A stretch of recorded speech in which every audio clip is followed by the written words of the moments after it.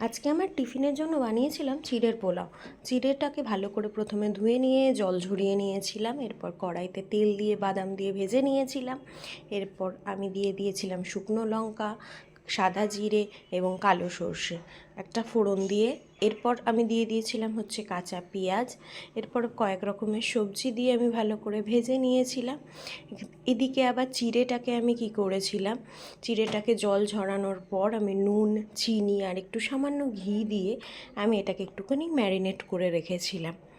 তারপরে আমি ওই সবজিগুলো ভাজা হয়ে যাওয়ার পর ওই সবজির মধ্যে দিয়ে দিয়েছিলাম সামান্য একটু হলুদ আর একটু কাঁচা লঙ্কা, যেটা আমি স্কিপ করে গেছি। এরপর ওই ভাজা ধোয়া চিড়েটাকে আমি দিয়ে দিয়েছিলাম, দিয়ে নেড়ে এটা তার রেজাল্ট। খেতে সত্যি খুব ভালো হয়েছিল।